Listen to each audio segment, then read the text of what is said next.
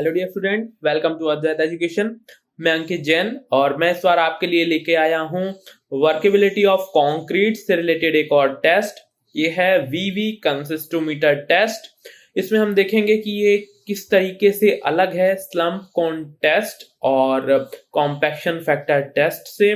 क्या रेंज है कंसिस्टेंसी की जिसमें ये एकदम बहुत ही अच्छा परफॉर्मेंस करता है।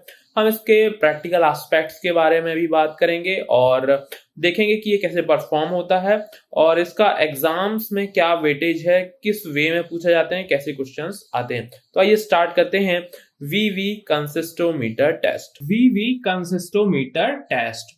तो अब हम बात करेंगे कि वीवी कंसिस्टोमीटर टेस्ट में क्या होता है, वर्केबिलिटी ऑफ कंक्रीट को कैसे हम मेजर करते हैं। तो सबसे पहले हम नाम से जाएंगे वीवी। तो वीवी जो एक वर्ड है ये साइंटिस्ट के नेम पे है और इसका एज सच कोई मीनिंग नहीं होता है, ठीक है। नेक्स्ट है कंसिस्टोमीटर। तो कंसिस्टोमीटर वो इंस्ट्रूमेंट होता है जो कंसिस्टेंसी को मेजर करता है, उसको कंसिस्टोमीटर कहा जाता है। टेस्ट, सो वीवी कंसिस्टोमीटर टेस्ट, ओके। अच्छा, यदि इसके बारे में बात करें कि ये किस आईएस कोड में गिवन है, स्टैंडर्ड प्रोसीजर या कौन सा स्टैंडर्ड चीज को लेके इसको कंसीडर किया जाता है, तो ये भी आईएस कोड 1199 में मेंशन्ड है। जैसे कि हमने देखा था कि स्लम्प कोन टेस्ट और कॉम्पैक्शन फैक्टर टेस्ट भी इसी में मेंशन्ड है, तो ये हम याद रखेंगे, ठीक है। तो इस टेस्ट को मैं ओवरऑल 5 हेड्स में कंप्लीट करूंगा। फर्स्ट मैं सिग्निफिकेंस बताऊंगा इसका कि इस टेस्ट का क्या सिग्निफिकेंस है, क्या इंपॉर्टेंस है। सेकंड हम देखेंगे कि जो डिस्क्रिप्शन ऑफ इक्विपमेंट, तो इक्विपमेंट जो है वो किस तरीके का इक्विपमेंट है, उसके क्या क्या डिस्क्रिप्शंस हो सकते हैं और क्या क्या छोटे पार्ट हैं, उसके सबसेक्शंस हैं, ठीक है। थर्ड हम प्रोसीजर देखेंगे कि इस टेस्ट को परफॉर्म कैसे किया जाता है, क्या क्या स्टेप्स इन्वॉल्व होते हैं उसमें, ठीक है। फोर्थ हम देखेंगे different VB time values for different type of concrete. ये इसलिए भी जरूरी है क्योंकि कंक्रीट का यूज कंस्ट्रक्शन फील्ड में डिफरेंट होता है, अलग वे में होता है क्योंकि उसकी कंसिस्टेंसी चेंज होती रहती है। तो उसके अकॉर्डिंगली जो वीवी टाइम है वो क्या वैल्यू रखता है और किस टाइप ऑफ कंक्रीट के लिए सूटेबल है, ठीक है। और एट लास्ट फिफ्थ, आज मैं आपको एक एडिशनल चीज लेके आया हूं। मैं कुछ एमसीक्यूज भी, मल्टीपल चॉइस क्वेश्चंस भी आपको कराऊंगा ताकि आपको एक और कॉम्प्रिहेंसिबिलिटी बढ़े कि इस तरीके के जो टॉपिक है उसमें किस तरीके के क्वेश्चंस आते हैं। तो आइए स्टार्ट करते हैं। तो वीवी कंसिस्टोमीटर टेस्ट, तो सबसे पहले हम सिग्निफिकेंस पे बात करेंगे। तो इसमें बेसिकली जो चीज होती है, जो वर्केबिलिटी का एस्पेक्ट देखा जाता है, क्योंकि वर्केबिलिटी का एस्पेक्ट एक बहुत ही वाइडर एस्पेक्ट है, उसमें बहुत सारी चीजें होती है जैसे फ्लोएबिलिटी, कॉम्पैक्टेबिलिटी और मोबिलिटी, ऐसी कई सारी चीजें होती हैं। तो ये जो टेस्ट हम पर्टिकुलरली परफॉर्म कर रहे हैं ये किस तरीके के एस्पेक्ट को कवर करता है, किस एक पैरामीटर को जो है जज करके हम एक वर्केबिलिटी का आइडिया लगा पाते हैं, ठीक है। तो ये जो टेस्ट है वो मोबिलिटी का इंडिकेशन देता है। मोबिलिटी मतलब कि एक पर्टिकुलर शेप से या एक पर्टिकुलर प्लेस से दूसरे प्लेस पे जाने के लिए कितना कंसिस्टेंसी है, कितना उसमें ईज है, कितना फिजिबिलिटी है, ठीक है। और नेक्स्ट सम एक्सटेंट ऑफ कॉम्पैक्टेबिलिटी, ठीक है। तो ये हमको कॉम्पैक्टेबिलिटी के बारे में भी बताता है कि कंक्रीट अपने ही आप खुद से कितना जो है उस स्पेस को इजीली फिल कर पा रहा है, कितना इजी है वैसा करने में, ठीक है। तो यहां पे हम बोल सकते हैं कि ये कुछ एक्सटेंट में मोबिलिटी और कॉम्पैक्टेबिलिटी को का एक मिक्स रिएक्शन शो करता है वर्केबिलिटी के फॉर्म में, ठीक है। नेक्स्ट है particularly measures the relative effort required to change a mass concrete from one definite shape to another. तो यहां पे जो कॉम्पैक्टेबिलिटी वाला पार्ट है उसमें हम क्या देखते हैं, हम उसको एक पर्टिकुलरली एक शेप से दूसरे शेप में चेंज होने के लिए फैसिलिटेट करते हैं, और वो कितना इजीली इसमें फैसिलिटेट हो पाता है, कितना इजीली उसको कंप्लीट कर पाता है, इसी को ही हम क्या बोलेंगे, इसी को ही हम कॉम्पैक्टिबिलिटी बोलेंगे। ठीक है, तो ये एक अपने आप से एक अलग एस्पेक्ट को लेके चलता है वर्केबिलिटी का। तो अब हम देखते हैं कि ये जो इक्विपमेंट है, इक्विपमेंट पर्टिकुलरली होता कैसा है। ठीक है, तो मैं बात करूंगा कि ये इसमें एक कंटेनर होता है। सबसे पहले एक सिलेंड्रिकल कंटेनर होता है। ठीक है, इस सिलेंड्रिकल कंटेनर के ऊपर हमारा स्लम्प कोन माउंट होता है। ये वही स्लम्प कोन है, ये वही स्लम्प कोन है जो हम स्लम्प कोन टेस्ट में यूज करते थे। ठीक है ना, तो ये चीज हम ध्यान रखेंगे कि ये वही स्लम्प कोन है जो स्लम्प कोन टेस्ट में यूज होता था। ठीक है, और इसके ऊपर एक फनल रहेगा। फनल किस काम में आता है? फनल काम में आता है कि जब इसमें कंक्रीट फिल किया जाता है स्लम्प कोन में, तो इसको इस सिलेंड्रिकल कंटेनर के अंदर रख के ही किया जाता है। ठीक है, और इसके लिए यहाँ पे स्पेस थोड़ा कम होता है, तो कंक्रीट जो है स्लम्प कोन से बाहर इस कंटेनर में ना गिरे, इसलिए फनल का यूज करते हैं। ठीक है, तो फनल बाहर से क्या होता है, एक बड़े डायमीटर का होता है, और अंदर जाके इसका डायमीटर कम हो जाता है, वो लगभग बराबर होता है जो कोन का अपर डायमीटर है उसके। ठीक है, तो हम इस चीज को ध्यान रखेंगे। ठीक है, अब क्या होता है, यहाँ पे एक वर्टिकल सपोर्ट रहता है जो रॉड के फॉर्म में है यहाँ पे, और यदि मैं इसका एक दूसरा नाम बोलूं तो इसको स्विल आर्म भी बोला जाता है। इसको क्या बोला जाता है? एक स्विल आर्म। तो ये एक रोटेटिंग आर्म होती है जिसको हम इस स्क्रू से मैनेज कर सकते हैं। जब हम फिक्स करना चाहें तो इसको फिक्स कर देते हैं, इसको खोलने से ये आर्म को ये फ्री हो जाता है और इसको हम रोटेट कर सकते हैं एक्सिस के अबाउट। ठीक है, अब इसके एक साइड में तो फनल अटैच्ड होता है और दूसरे साइड में एक ग्रेजुएटेड रॉड अटैच्ड होता है, ये वाला। ठीक है, ग्रेजुएटेड रॉड कैसा होता है? इसमें एक स्केल लगा होता है। ठीक है, एक स्केल लगा होता है, और इसके सबसे लोअर पार्ट में एक प्लेट लगी होती है, एक डिस्क लगी होती है। ठीक है, जिसको क्या बोलते हैं? प्रेस्पेक्स डिस्क या फिर ग्लास प्लेट। ठीक है, या फिर प्रेस्पेक्स प्लेट भी बोला जाता है। ये कैसी प्लेट होती है? ट्रांसपेरेंट प्लेट होती है। ठीक है, इसका क्या यूज है उसको भी हम देखेंगे। ठीक है, तो जब इस आर्म को रोटेट किया जाता है तो ये वाला पार्ट जो है, ये वाला पार्ट वो यहां आ जाता है। ठीक है, और फनल कहां चला जाएगा? पीछे में चला जाएगा। तो ये फनल जो है वो पीछे में चला जाएगा। तो ये जो चीजें हैं रोटेट होके अपना स्थान बदल सकती हैं। ठीक है, आगे पीछे हो सकती है। अच्छा, एट लास्ट यहाँ पे एक वाइब्रेशन टेबल होगी। जैसे ये वाइब्रेशन टेबल का यूज कंक्रीट को वाइब्रेट करने में किया होता है। ठीक है, तो इस तरीके से ये पूरा इसका डिस्क्रिप्शन कहलाए। ठीक है, तो अब हम देखते हैं कि कैसा प्रोसीजर है, किया क्या जाता है इस पूरे टेस्ट में। ठीक है, तो यहां पे हम प्रोसीजर पे आते हैं। फर्स्ट हम बात करेंगे कि इसमें किया क्या जाता है। तो सबसे पहले इसमें जो स्लम्प कोन है उसको फिल किया जाएगा इन अ सेम वे जैसा हम स्लम्प कोन टेस्ट में करते थे। तो यहाँ पे हम 4 लेयर में इसको फिल करेंगे। ठीक है, 4 लेयर में फनल के हेल्प से इसको फिल करेंगे। तो यहाँ पे एक लेयर, फिर दूसरी लेयर, फिर तीसरी लेयर, फिर ऐसा चौथी लेयर में इसको पूरा फिल कर दिया जाएगा और एट लास्ट से पूरा फिल हो जाएगा। ठीक है, अब जब ये फिल हो जाता है, तब हम क्या करते हैं? इस आर्म को रोटेट करते हैं, इस वाले आर्म को रोटेट करके यहां पे लाते हैं। ठीक है, तो यहां पे लाते हैं और जो कंक्रीट की टॉप सरफेस रहती है उस पे ले जाके इस जो प्लेट को है वो टच करा देते हैं, और यहाँ पे एक पर्टिकुलरली वैल्यू आ जाता है हमारा, उसको हम नोट करके रख लेते हैं। ठीक है, फिर हम क्या करते हैं? फिर से इस आर्म को रोटेट करते हैं। रोटेट करने के बाद फिर ये क्या होता है? ये इसके ऊपर से हट जाता है।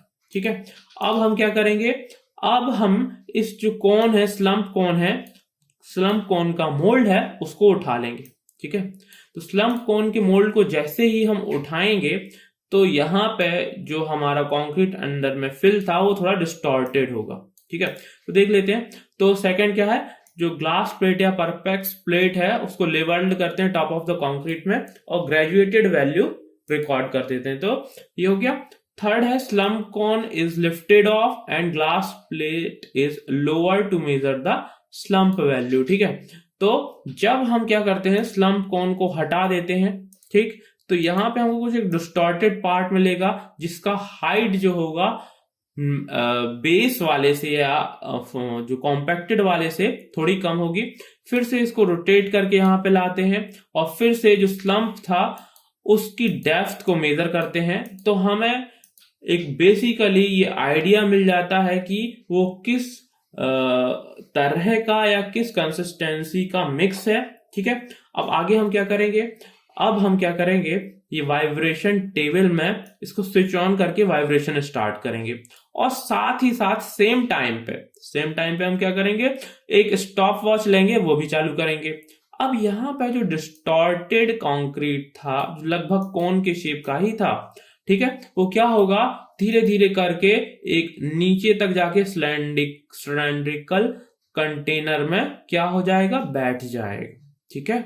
यहाँ पे इतने एक पार्ट में क्या हो जाएगा, फिल हो जाएगा। तो हमें वो टाइम मेजर करना होता है कि जब से हमने वाइब्रेटिंग टेबल को स्विच ऑन किया था और जब ये एट लास्ट इस कंटेनर में पूरी तरीके से फिल हो गया तब तक का टाइम। तो ठीक है, इस टाइम को क्या कहा जाता है, इसको कहा जाता है वीबी टाइम, ठीक है। इस टाइम को क्या कहा जाता है, वीबी टाइम। अच्छा, ये टाइम सेकेंड्स में मेजर किया जाता है, ठीक है, ये टाइम सेकेंड्स में मेजर किया जाता है। अब तो इस तरीके से हमारा ये पूरा जो टेस्ट है इसका पूरा प्रोसीजर था जो कंप्लीट हुआ, ठीक है। अब हम देखते हैं कि जब हम इस टाइम को मेजर कर लेते हैं और उसका इंटरप्रिटेशन क्या होता है, उससे समझ में क्या आता है, इस चीज को अब हम यहाँ पे ऑब्जर्व करेंगे, ठीक है। तो यहाँ पे अब मैं डिफरेंट वीबी टाइम, तो यहाँ पे हमने देखा कि जो टेस्ट परफॉर्म किया था वो एक टाइम के टर्म्स में था, ठीक है, समय के टर्म्स में था। तो जो वीबी टेस्ट है उसकी वैल्यू टाइम के टर्म्स में आती है, सेकेंड्स में आती है, तो उसकी जो वैल्यू को बोला जाता है वीबी टाइम बोला जाता है, ठीक है। तो अब हम डिफरेंट टाइप ऑफ कंक्रीट के लिए इसकी वैल्यूज देखने वाले हैं, क्योंकि डिफरेंट टाइप ऑफ कंक्रीट का यूजेस क्या होता है, डिफरेंट होता है, ठीक है। तो आइए स्टार्ट करते हैं कि ये किस तरीके से यहाँ पे हमको चीजें होने वाली हैं, ठीक है। फर्स्ट हम बात करेंगे कि जो डिग्री ऑफ वर्केबिलिटी है बहुत ही कम है, एक्सट्रीमली लो है, ठीक है। इस टाइप की वर्केबिलिटी के कंक्रीट के लिए जो वीबी टाइम है, ठीक है, जो वीबी टाइम है वो 20 सेकेंड से ज्यादा होता है, ठीक है। और जिस भी कंक्रीट के लिए वीबी टाइम 20 सेकेंड से ज्यादा आ रहा है उसके लिए उसका यूज क्या होता है, उसका प्रैक्टिकल यूज ये होता है कि उसको प्रीकास्ट पेविंग स्लैब्स में यूज किया जाता है, ठीक है। तो प्रीकास्ट कॉन्क्रीटिंग में उसको यूज किया जाता है, ठीक है। सेकंड हम बात करेंगे कि जो वर्केबिलिटी है यदि वेरी लो वर्केबिलिटी है तो उसके करस्पॉन्डिंग कंसिस्टेंसी को हम क्या कह सकते हैं, वेरी ड्राई कंसिस्टेंसी कह सकते हैं। और इसके लिए वीबी टाइम जो है मतलब एक कोन शेप से सिलेंड्रिकल शेप में चेंज होने का समय कितना होता है, 12 to 20 सेकेंड्स के बीच होता है, ठीक है ना। और इस तरीके के कंक्रीट का यूज होता है रोड्स को बनाने में, ठीक है। तो जो रिजिड पेवमेंट बनाई जाती हैं उसके लिए इस तरीके का कंक्रीट यूज किया जाता है, ठीक है। थर्ड हम बात करें, थर्ड है डिग्री ऑफ वर्केबिलिटी यदि लो है तो इस तरीके के कंक्रीट की कंसिस्टेंसी ड्राई कंसिस्टेंसी मानी जाती है, ठीक है। और इसके करस्पॉन्डिंग जो वीबी टाइम है वो 6 से 12 सेकेंड्स के बीच का रहता है, ठीक। और करस्पॉन्डिंग यूज क्या है इसको मास कॉन्क्रीटिंग में यूज किया जाता है, लाइट रेनफोर्स्ड सेक्शन में भी यूज किया जाता है, ठीक है। तो यहाँ पे आप देख रहे होंगे कि जैसे ही हम नीचे जाते जा रहे हैं जो कंसिस्टेंसी है वो इंक्रीज होते जा रही है, फ्लूइड होते जा रही है, ठीक है। अब फोर्थ में बात करूं तो फोर्थ टाइप का जो हमारा कंक्रीट है वो डिग्री ऑफ वर्केबिलिटी उसकी मीडियम कहलाती है, ठीक है। और उसकी करस्पॉन्डिंग कंसिस्टेंसी क्या होती है, प्लास्टिक कंसिस्टेंसी है। इसके लिए जो वीवी टाइम वैल्यूज है वो 3 to 6 सेकेंड्स के बीच आता है, ठीक है, 3 to 6 सेकेंड्स के बीच आता है। और इसका यूसेज क्या होता है, इसका यूसेज फ्लैट स्लैब में कर सकते हैं, हैवीली रीइंफोर्स्ड सेक्शन में कर सकते हैं। तो यहाँ पे देखिए कि इसको शेप बदलने में कितना कम टाइम लग रहा है, केवल 3 से 6 सेकेंड। मतलब जस्ट हम स्लम्प कोन उठाते हैं और हमने वाइब्रेशन टेबल जो है उसका वाइब्रेशन स्टार्ट ही किया है, और उसमें बहुत ही कम समय में क्या होता है, ये एक दूसरा शेप अक्वायर कर लेता है। तभी इसको हैवीली रीइंफोर्स्ड सेक्शन में यूज किया जा सकता है, क्योंकि हैवीली रीइंफोर्स्ड होने के बावजूद भी ये क्या कर सकता है, इसकी फ्लूइडिटी बहुत ज्यादा बेहतर होती है। और एट लास्ट हम बात करेंगे डिग्री ऑफ वर्केबिलिटी, जो एक हाई वर्केबिलिटी है उसकी करस्पॉन्डिंग जो कंसिस्टेंसी है सेमी फ्लूइड कंसिस्टेंसी है। और इसके लिए वीबी टाइम जो है 0 से 3 सेकेंड। मतलब यदि इसके बारे में बोलूं तो ये बहुत ही ज्यादा फ्लूइड नेचर का है, तो यहाँ पे इसकी कंसिस्टेंसी भी सेमी फ्लूइड बोली जा रही है। और इसके लिए कहाँ पे किया जाता है इसको यूज, रीइंफोर्स्ड सीमेंट कंक्रीट के फॉर्म में, जहां पे कंजेस्टेड रीइंफोर्समेंट होती है, ठीक है। तो यहाँ पे ये हैवीली रीइंफोर्स्ड सेक्शन से भी ज्यादा यहाँ पे हमको रीइंफोर्समेंट देखने को मिल रहे हैं, और उसमें भी हम इसको यूज कर सकते हैं क्योंकि एक हाईली फ्लोएबल कंक्रीट है, ठीक है। ये क्या है, एक हाईली फ्लोएबल कंक्रीट है जिसको हम यूज कर सकते हैं, ठीक। अब नेक्स्ट मैं बात करूंगा कि इसमें किस तरीके के क्वेश्चन आते हैं, ठीक। तो यहाँ पे जो एक चीज निकल के आती है, तो ये हम बोल सकते हैं कि इसको एक जो कुछ एक्सटेंट में ये मोबिलिटी और कॉम्पैक्टिबिलिटी को बताता है। एक ये चीज हमको याद रखनी चाहिए, ठीक है, एक ये चीज हमको याद रखनी चाहिए, ये फैक्ट जो है इंपॉर्टेंट हो सकता है। और नेक्स्ट मैं बात कर सकता हूं कि ये रिलेटिव एफर्ट शो करता है of mass of concrete from one definite shade to another. तो ये भी एक इंपॉर्टेंट पॉइंट हो सकता है कि जो एज अ क्वेश्चन यहाँ पे हमको देखने को मिल सकता है। तो ये दोनों ही बहुत ही इंपॉर्टेंट पॉइंट है। नेक्स्ट हम बात करेंगे तो ये टेबल बहुत ही ज्यादा इंपॉर्टेंट है। अभी तक जितने क्वेश्चन हमको देखने को मिले हैं वीवी कंसिस्टोमीटर टेस्ट से रिलेटेड, वो इसी टेबल से पूछे गए हैं। क्वेश्चन कैसा आता है मैं बताता हूं। आपको कोई एक डिग्री ऑफ वर्केबिलिटी का कंक्रीट दिया रहेगा। सपोज आपको एक लो वर्केबिलिटी का कंक्रीट दिया रहेगा, उसके करस्पॉन्डिंगली कुछ आपको यहाँ पे सेकेंड्स वैल्यू या वीबी टाइम वैल्यूज दिए हुए होंगे, और आपको सही क्वेश्चन जो है, सही ऑप्शन जो है उसमें से पहचानना होगा, ठीक है ना। तो यहाँ पे इस तरीके का क्वेश्चन होता है। दूसरा पॉसिबिलिटी बनती है जो कंसिस्टेंसी है, डिफरेंट तरीके की जो कंसिस्टेंसी है उसके करस्पॉन्डिंग भी ये पूछा जा सकता है कि सपोज प्लास्टिक कंसिस्टेंसी के लिए कौन सा वीबी टाइम वैल्यू जो है यहाँ पे करेक्ट होगा, ठीक है। तो ये चीज भी एक इंपॉर्टेंट है, इसको पूछा जा सकता है। या फिर करस्पॉन्डिंग वीबी टाइम के करस्पॉन्डिंग जो यूसेज ऑफ कंक्रीट है वो क्या होना चाहिए। तो इस तरीके की ये बहुत ही डाइवर्स टेबल हो जाती है। ये टेबल मैंने आपको स्लम्प कोन टेस्ट, कॉम्पैक्शन फैक्टर टेस्ट और अब मैं वीबी टेस्ट के करस्पॉन्डिंगली भी बता रहा हूं, क्योंकि इसके करस्पॉन्डिंग क्वेश्चंस हमेशा आते रहते हैं। और एट लास्ट में आपको बाद के लेक्चर्स में आपको ये मैं क्लियर करूंगा कि ये करस्पॉन्डिंग वीबी टाइम जो है उसके करस्पॉन्डिंग स्लम्प कोन वैल्यू क्या होनी चाहिए या कॉम्पैक्शन फैक्टर वैल्यूज क्या होनी चाहिए, उससे भी एक क्वेश्चन बन के निकलता है, ठीक है। तो इस तरीके का क्वेश्चंस यहाँ से आते रहते हैं। तो अब हम डायरेक्टली क्वेश्चन पे ही जाएंगे, देखेंगे कि किस तरीके का क्वेश्चन यहाँ पे हमको आता है और उसको सॉल्व कैसे करना है, ठीक है। तो यहाँ पे है VB consistometer test is suitable for finding workability of, ठीक है। तो यहाँ पे हमको वर्केबिलिटी पूछी गई है कि किस तरीके के कंक्रीट मिक्स के लिए सूटेबल रहता है? तो ऑप्शन में है रिच कंक्रीट, सेकंड है लीन कंक्रीट, थर्ड है स्टिफ कंक्रीट और फोर्थ है ऑल द अबव। तो यहां पे हमें पता है कि जो कंसिस्टेंसी में कम होते हैं, ठीक है, कंसिस्टेंसी में कम होते हैं उनके लिए ये यूज किया जाता है, ठीक है ना, उसके लिए ये यूज किया जाता है, उसके लिए बेटर रिजल्ट देता है। तो उसके करस्पॉन्डिंगली यहाँ पे क्या हो सकता है, यहाँ पे ऑप्शन सी, जैसे स्टिफ कंक्रीट होगा उसकी कंसिस्टेंसी कम होगी, तो करस्पॉन्डिंगली जो वीबी टाइम वैल्यूज हैं वो ज्यादा होंगे, और वीवी टाइम वैल्यूज ज्यादा होने के कारण होगा क्या कि हम इसका सही से पता लगा पाएंगे, उसके जो कंसिस्टेंसी वर्केबिलिटी पैरामीटर है उसके बारे में एक सही वैल्यू यहां से हमको निकल के आएगी, ठीक है। तो ये ड्राई मिक्स, ठीक है, तो ड्राई मिक्स के करस्पॉन्डिंगली जो हमको कंक्रीट कहलाएगा कंसिस्टेंसी, वो स्टिफ कंक्रीट ही रहेगा।